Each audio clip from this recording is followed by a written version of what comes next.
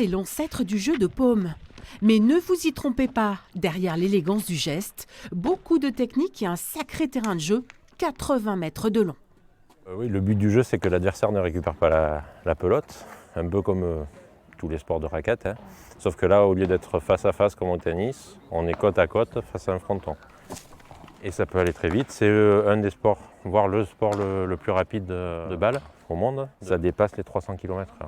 Spectaculaire, comme l'instrument, la raquette en forme de panier est en osier, elle s'appelle le grand chistera. Alors, pour attacher le gant, Maxime est devenu prof malgré lui, 19 ans qu'il joue avec cette étrange raquette. bien en dessous l'épaule, pour bien passer au ras des jambes. Voilà, c'est mieux. C'est le seul à Marseille à jouer à ce niveau. Et avec patience, il forme ses futurs partenaires. Alors, c'est facile? Pas du tout. C'est très beau, c'est sympa à jouer, mais c'est pas facile du tout. Et c'est ça qui fait la beauté du sport. C'est les grands gestes, c'est quoi le plus difficile?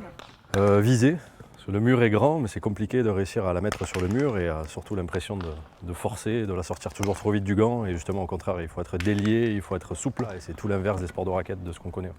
Les joueurs s'appellent des pilotari et l'aire de jeu. C'est une cancha. La cancha, c'est l'aire de jeu où on joue et vous avez sur le complexe de Lumini 2 frontis. Vous en avez un grand mur et un petit mur. Voilà. Qui date de 1968. Et oui, la pelote basque ne date pas d'hier à Marseille. Et ici, on joue aussi à la pala, l'une des 22 spécialités de la discipline. De quoi s'amuser et transpirer. Avis aux amateurs, le club, avec ses 30 adhérents à peine, recrute. Un short, un t-shirt, des baskets et on y va. Et tout le monde est heureux.